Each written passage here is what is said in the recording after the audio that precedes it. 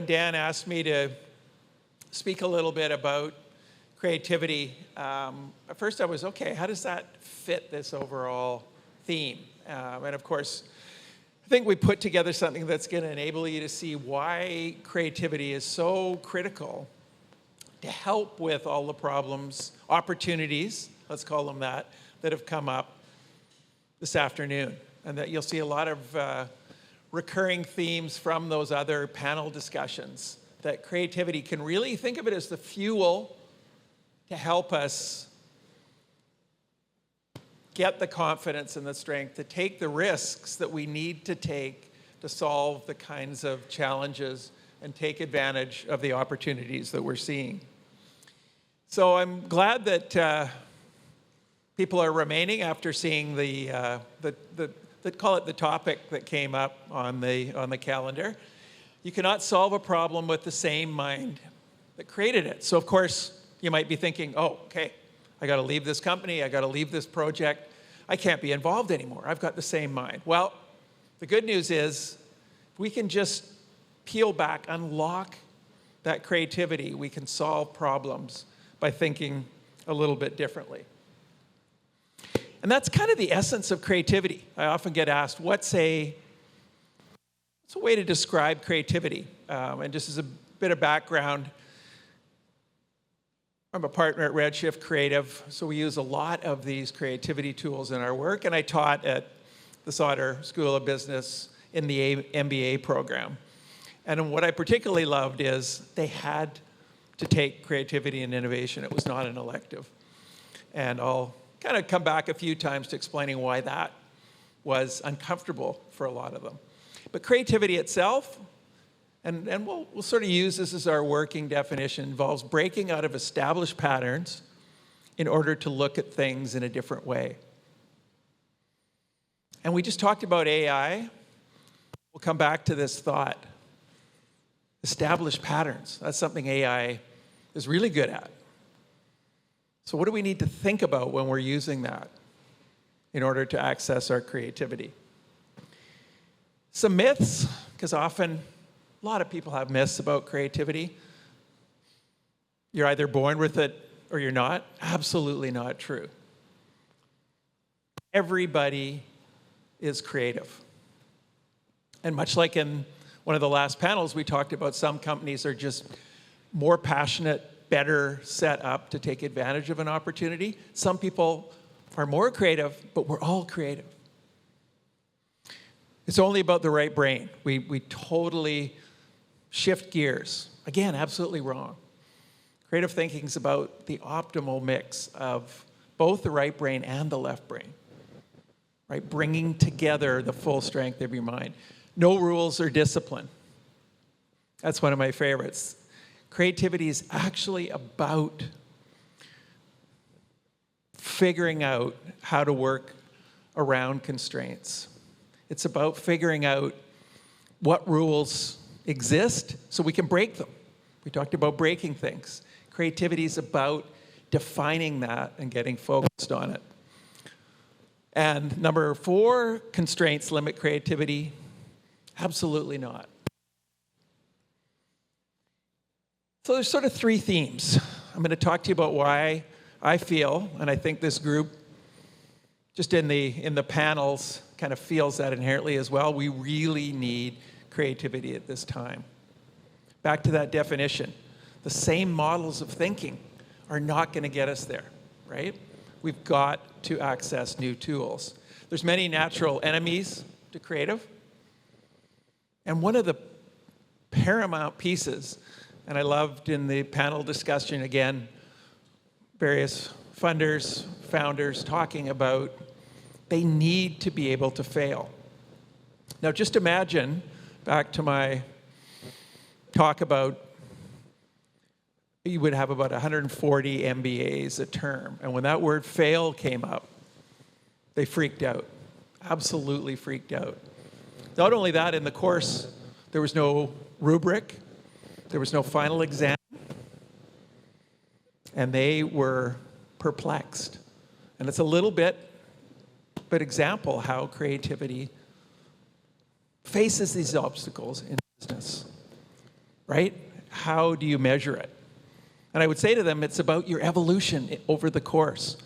I asked them to keep a journal every day on what they noticed, observed about creativity. Asked them to do a book report. What? Who's done a book report since grade 11?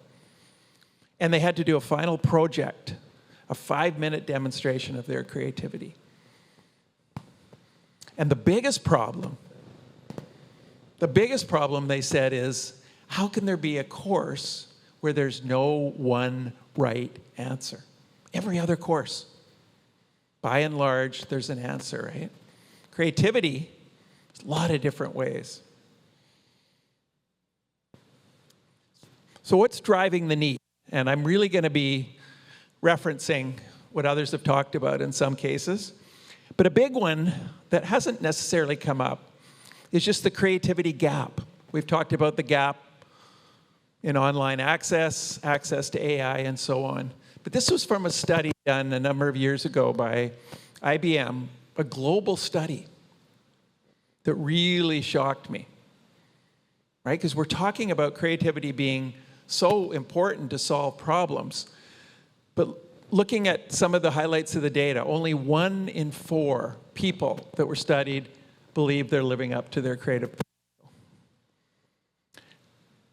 The other piece, 75% said they're more under pressure to be productive rather than creative at work. And we know this to be a factor. The more efficient we get, the more reluctant we are to take chances. And so much of what we've talked about over these couple of days is about taking chances. So how do we get there? We just talked about AI. And I'm by no means an expert, but just in looking at the way AI works and looking at the creativity works, there's some gaps there. AI is at its best when it's studying large amounts of data, taking averages, looking at existing mindsets. So it's a real problem. From a creativity standpoint, it actually helps protect the status quo. And again, I'd love to have discussions with others after, because I know there'll be challenges to this, but it's an issue. It removes outliers. And that's where some of the most rich ideas may exist. So we've got to watch out for that. There's a lack of true originality, and I believe Dan Nelken and others talked about that yesterday.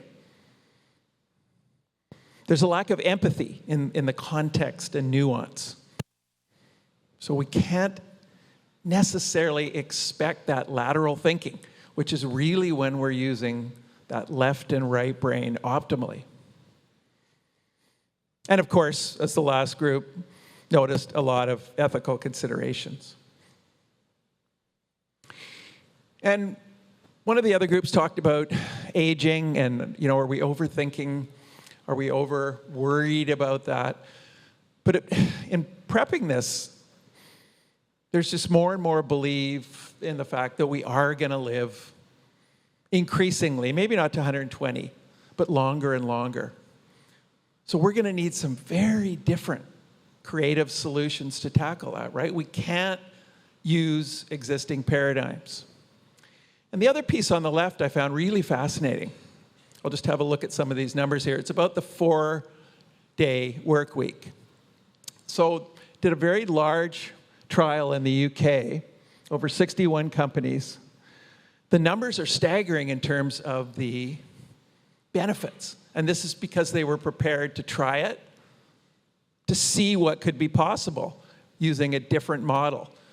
57% reduction in staff leaving. Right? So that's a very positive ROI. 63% found it easier to attract new talent. And 89% of those companies in the study continued with the 4-day work week. So again, another paradigm where our existing way of working, work-life balance, isn't going to work. And what they also found is that the same amount of work was done in those 4 days. than had been done in the 5. So that's why we have to open our minds to new ways, new policies, but from an ROI standpoint, fascinating. So one of the challenges, going back to the myths about creativity, is that we're all born very creative out of the gate. Again, not necessarily all equally, but we're born creative. But something happens along the way. Great quote. Was in the advertising industry for a lot of years. So this is Leo Burnett. Curiosity about life in all its aspects, I think, is still the secret of great creative people. So that curiosity is what we have to nurture. And that's what's at risk as we become more efficient, more productive. We lose, at times, that curiosity. There's not an impetus. This quote from a study I actually really love. Children ask somewhere around 40,000 questions between the ages of 2 and 5. That's fascinating. It's one of the main pieces I hope you'll take away is questions are one of the most important tools we have when it relates to creativity. We got to start asking better questions, tougher questions. And some of those have come up today. But that's where we'll get there. We got to be curious. So what happens? Well, Pablo Picasso once said, every child is an artist. The problem is staying an artist as you grow up. And just looking, if you look on the top right, remember back in that room where, that's even looking a little clean. Most kindergartens are pretty crazy and grade 1, grade 2. But anything was possible. You could build things. There was no necessary for big sets of rules. But then as we evolve, as we move into other workspaces, other workplaces, bit by bit, that creativity disappears. So how do we get that back? How do we bring all of that creativity to solving these problems that we're talking about? Just a little example. Some of you may have heard about the marshmallow test, which is a really fun exercise. It's often done around team building and so on, but there's some really great lessons for creativity. So the simple ask of the groups, so you got groups of 4, and they're asked to build the tallest freestanding structure in 18 minutes. Now, when I say 18 minutes, again, that's a constraint. But as I said earlier, constraints aren't a bad thing. Okay, we know we've got 18 minutes. What do we do within that 18 minutes? Now and ultimately you're given 1 yard of string, 20 sticks of spaghetti, 1 yard of tape, and 1 marshmallow. And the whole marshmallow has to be on the top. Who's done this? Has anyone taken part in? Yeah, a few of you. So it's a lot of fun, but real lesson here for us in creativity. Let's have a look at some of the results. Because what they did is they tested this around the world with all sorts of different groups. CEOs, MBA students, lawyers, doctors, engineers, and kindergartners. Let's have a look. So this was a study done by Tom Wojcik as part of a TED Talk he gave, and just absolutely fascinating results. Now, I think it's good that architects came first, because I think as we drive over our bridges and go into our tall buildings, okay, that's thankful. But look what's next, kindergartners. Ahead of CEOs, well ahead of business school students. My students hated seeing this, of course. They thought this can't be right until they went through the process of trying to build the marshmallows. But what happens here is they're more willing, the kindergartners, to experiment. They'll try something, they'll start, it doesn't work, they'll let it fall down, they'll go on to something else. They don't necessarily debate it and have big meetings within that 18 minutes. They use the whole 18 minutes to challenge, try new things. They're unafraid. So there's hope if we can just keep this creativity going. So how do we overcome these hurdles? So hopefully going to give you a few tricks and hacks and workarounds to think about injecting into your organizations, into the work that you're doing. And again, the fundamental belief is that everyone in all the groups you're working in has that potential for creativity. We also know the more diverse minds we get on a project, the more different viewpoints on subjects, the more open-minded, the more inclusive, the more creative we can be. Of course, I'll just let you read this one. I think we've all been there, right? But all too often, it's not necessarily said exactly like that, but it's what we're told. There's a way we've always done it. There's systems, there's procedures. So how do we tackle this? The first is to really define the right problem you're solving, right? We're spending all of these amazing resources, talent. How do we ensure that we're actually solving what we believe to be the real problem so that we're investing all that time and resource wisely? Probably my favorite quote in my study on creativity came from Albert Einstein. I had to reread it 3 times at first because it just kind of stymied me at first, and then I got it. If I were given 1 hour to save the planet, I would spend 59 minutes defining the problem and 1 minute resolving it. I'll let that sink in for a sec. So what he's really saying is there's going to be some great solutions, but if it's not the right problem, it's all for naught. Like, think about times you've sat around in brainstorm meetings, in boardrooms, big sessions, little sessions, passionate views going back and forth. And you sort of pull back and you realize we're not all working on the same problem. We're not following each other's thinking process. And so nothing gets determined in terms of a real solution because the real problem hasn't defined.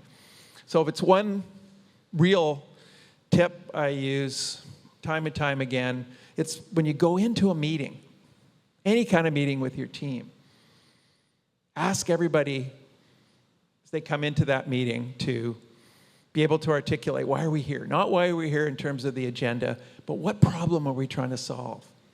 Let's make sure we're all on that same page.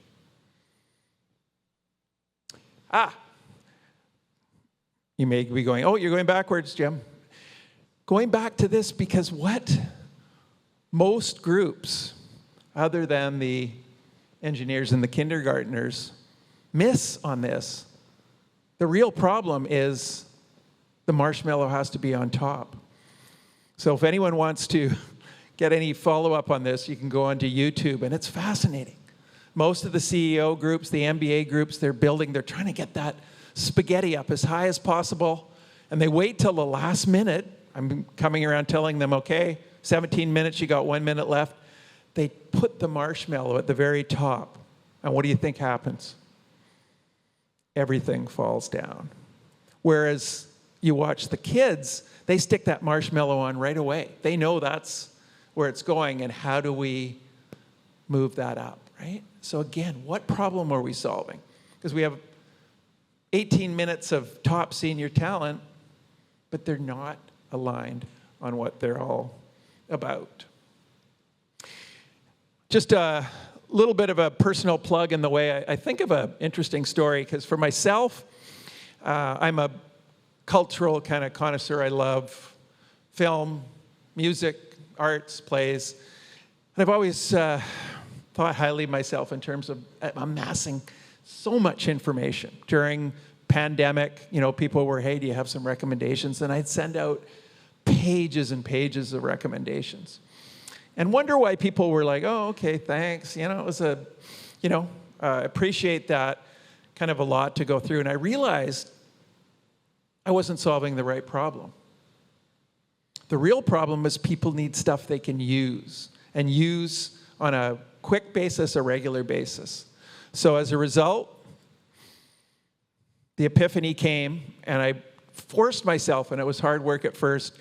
Okay, every week I'm going to do one song, one album, one film, one book, perhaps, one tribute to someone that's passed away. And it was that discipline, getting down to the one, that really helped me break through and solve that problem in a different way. And you're welcome to love new people signing up. It's on Substack. Okay, so number one was make sure you're solving the right problem. Number two, be in your creative space. This is one of the pieces that gets so missing from our endeavors in terms of being more creative. It's kind of this slide here. If I can only ever put up one slide in a creativity presentation, it's this one. This is the process we go through of solving a problem, coming up with great ideas, and then making decisions on what idea we're going to go with. This could be 5 minutes. It could be 5 hours. There's a great, if you're, again, looking for any follow-up on creativity, there's a great John Cleese video. He's late career shift. He's making really cool kind of business videos, but he says you need 90 minutes to be creative. By the time, as he said, you've sharpened your pencils, you've done almost everything you can to avoid it, and you let yourself sit with the problem 90 minutes. So I'll ask a question. I'll just ask you to kind of close your eyes a little bit and think to yourself, where are you most creative? And then I'm going to ask for some volunteers. Where, not where you're supposed to be creative, but where do you feel the most creative? And I'm going to pick on Dan here first. He's always a good... Dan, where do you feel most creative? Nature, okay. Ah, the shower. I love the shower. Yeah. Oh, no, yeah, it is. Yeah, back, yeah. Driving your car. Yes.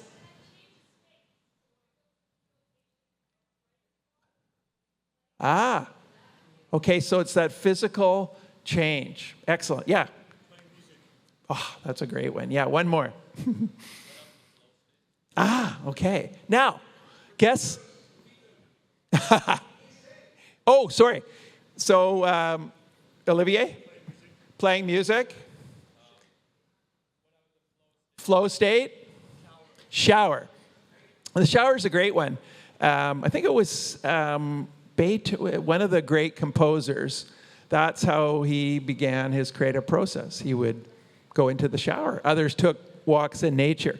But what's interesting is none of you said, hey, it's when I'm sitting in a crowded boardroom filled with flip charts. We've got 60 minutes to crack it. Got to come out with a decision. So this is really important.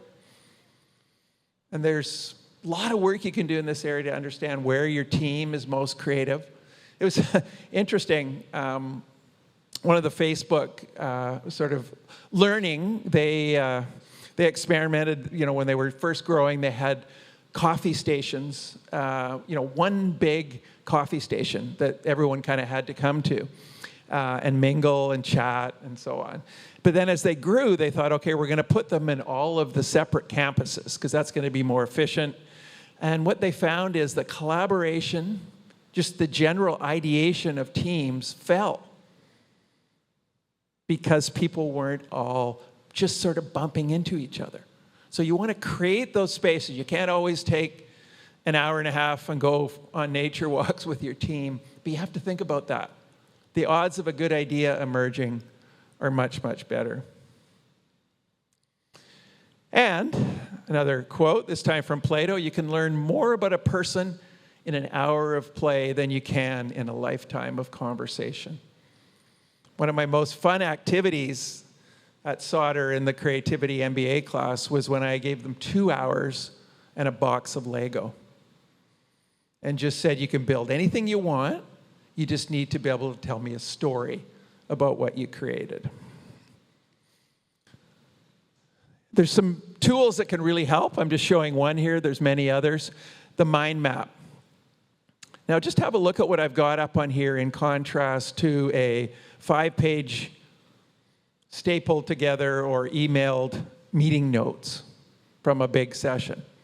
Like, think about the richness that can go into your meetings in order to drive creativity. This is a mind map. And so you put the problem you're trying to solve in the middle, and then you work with the group. It can work. There are online tools for this, but I often find old school big notes or a big wall in the office, and just let people sit with the problem and let everybody weigh in. The nice thing about a mind map is nobody says no. It's like, okay, we'll add a branch. That's an interesting thought. Let's see where that goes. So you want to give people tools to kind of bring it to life, to visualize where that solution might be. And the other thing that's really interesting with a mind map is often some of these branches will end up connecting. Because creativity is all about connections, unexpected connections. So think about tools like that just to change things up, get your teams thinking differently. Probably one of the biggest enemies, if not the biggest, to creativity, the term called functional fixedness. Who's heard of that term before? Not many. Okay. So functional fixedness, if I could say it, is the worth of an object is only that for which it was designed. So a broom is a broom, a hammer is a hammer. That's all we can see doing with it. In creativity, we want to look at it as just another tool for what we might want to do. And this is just a little visual example. I've always found this a good one. Just to, again, you can ask, why does this woman want to be hanging on to 2 pieces of rope? That's a great question. But it's just that idea of, okay, I'm constrained, I'm in a room, I got to do this job. What am I going to use to get it done? And that's the richness of being able to make these connections. I never thought of using that for this particular task. Because here's the enemy. I love calling it the corporate immune system that we have to battle, right? It's everything has a place, everything's got a system. We got to follow procedure. Why? Because it's always worked. And we all know this, but it recurs. And that's why I think to use it's an old example, but my favorite in this area was the Apple Store when it came out in the early 90s. Every retail consultant, media person laughed. What do you mean? What do you mean there's no counters where you pay for stuff? What do you mean people can walk in and use the stuff? Well, what's all this space here? We could have like all sorts more stuff we're selling. And appointments? What's that about? They broke every rule of retail in a lot of ways, and now others have emulated it. But what they were able to do is identify what frustrated people. The same as Uber. Everyone thinks of Uber, every company's got its challenges, as others have said. But if you look at the core of Uber, it's not a taxi company. It's a customer service company. They fundamentally looked at every pain point, having to talk to the driver if you don't want to, having to figure out if that car is the right one, having to worry about tips, having to worry about is there availability, and turn them on their head. That's where creativity is so rich and helpful. Another little trick, this one easy, you can apply it next time you're in a meeting. It's a simple premise. It comes from the notion of sort of theater sports and just the notion that when you're doing improv, you can't leave somebody standing, right? You're coming up with someone. Okay, the family's going on a trip. You have to build. Somebody in the middle of an improv goes, but, or no, kills it. So if you think about that in meetings, and I've worked with companies where we've implemented this, just try a meeting where no one can say, yes, but. Because we all know what happens. Just, right, that one's gone off to the scrap heap. So by framing it as yes and, you're continuing the conversation. So that's a fun one to try, again, to kick up your creativity. And then back to connections. Seeing things in different ways. On the right-hand side, we've got the evolution of from surfing to windsurfing to kite surfing. Somebody just said, what else can we do? Ask questions. Why can't that surfboard have a sail? Why can't that sail fly? Apple and Nike, they'd be the first to say it was an accident in a lot of ways. People were running in their Nikes and they were listening to music. And they simply thought, what if we worked together? What if we connected these things? Now, just for time, I'm not going to do this one today, but it's a really fun exercise. You're going to think I'm crazy. But it's the notion of forced connections. So what I get big groups to do, 30, 40 people, is everybody puts the name of an object on their forehead. Okay, so you've got a room full of people that look pretty silly because they've all got a sticky on their forehead. But what you do is you move around the room with your notepad, meet with someone with that object, and brainstorm what are possible new inventions. And I'll just show you an example. Okay, here we have a car and a blender. Go. You've got 2 minutes. What are new ideas that come out of that? It's fascinating, especially if you've got a big group where everyone's got different things on their forehead. Are those ideas going to be something a company can commercialize?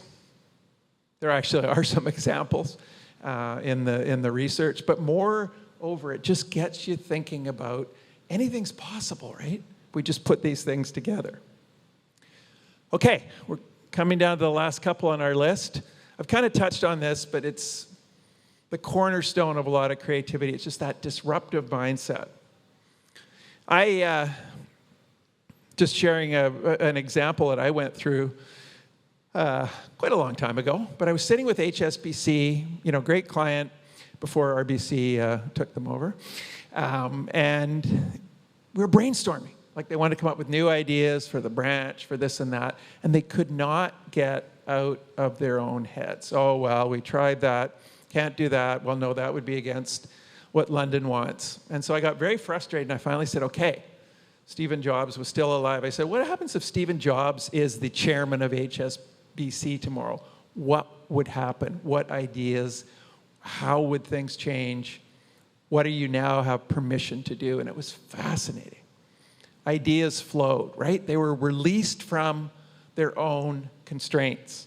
And I was happy to find out that there is a process. And this is another piece that you can use. We use this almost daily in our work. It's all about, first of all, identifying all of the conventions that hold a market back. Some conventions are good, like they're there for a reason. But going back to my Uber example, so many rules that taxi companies followed just for the sake of doing it and protecting their own business. Then it's about coming up with a vision, which you're all really good at, but projecting out to what it is we want to do. What problem are we solving? What's our purpose? And then overturning those conventions in order to bring that idea to life. Let's look just a couple of examples on this. One of my favorite, believe it or not, is a soap. Method. They had the idea to look at what all of the ins and outs were of the hand soap and other soap markets. It was messy, something that you kind of hid away when guests came, hard to tell when it's empty, no fun to use, it was too sticky. And they said, well, what if we turn it into something you're proud of, an art object, something that you display when guests come over, which ended up creating a whole line of products that showcase that disruptive magic. If you look over on the far side, Uber. Again, we touched on how they are disruptive at heart. And just over the last kind of couple of months, another pain point with cabs wanting to take pets. It's like you feel like you're the worst person in the world to kind of show up with a dog. So now Uber has Uber for pets. And then Dyson, similar to Method, is what if we, and again, It's not the best vacuum in the world. I know that. But they said, well, what if it's a beautiful object that you, again, maybe you want to keep out in your home, not something that you, dirty, dusty, that you put in the back. So they fundamentally, in each case, overturned the conventions, came up with some real creative ideas. Happens in sports. One of the most famous, 1968, Mexico. Up until that point, everybody went over the high jump on their front. And Dick Fosbury shocked the world. There's another interesting clip if you're cruising around on YouTube with a British announcer who was almost too shocked to talk when he saw Dick Fosbury go over on his back and eventually win the gold medal. Because the rule was, even though it was never stipulated as something you had to follow, was just people just went over on their front. So how do we do that with our businesses? So, lastly, this you could tell the MBA class would have taken a dim view on as well. Make mistakes. So, kind of one of the last stories that I'll share, and this one, believe it or not, just I got on Saturday. We were down with friends seeing Joni Mitchell down in the Hollywood Bowl, which was amazing, very creatively enlightening process. But one of the gentlemen with us was a guy by the name of Steve Rackscheffner. And I knew that he had been involved in kind of the border cross event. But what I came to realize is he, a Vancouver guy, actually invented it. And not only that, it was all a mistake. He was driving along with a Swedish skier somewhere in Colorado. So they're driving to an airport. And Steve was part of a show on Fox called Extreme Sports, and they were kicking around, how could we make skiing more exciting? And as they were talking back and forth, and Steve swears the Swedish skier said it, although he talked to him after, Steve walked away with the idea of having skiers all come out at the same time, as we now see with border cross and so on. And took this idea, not realizing it was a mistake, he just ran with it. And what did he do? Well, he tested it, he tried it.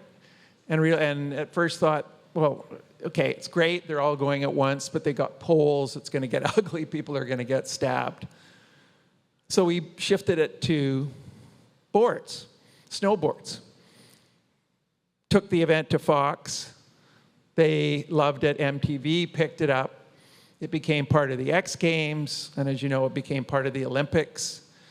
And he then took it. He was then working at EA and made a game. Right? So operate on those pieces. Just go with those ideas. And lastly, sometimes celebrate failure. Companies that every year have ceremonies to celebrate ideas that didn't work. And companies fund entrepreneurs within the company and honor them, honor the mistakes. And all they have to do to accept their award is talk about what they did wrong, what they learned, but it gets celebrated in the culture. So, it's easier to rein in a crazy idea rather than take a boring idea and add to it. So, thank you for your attention.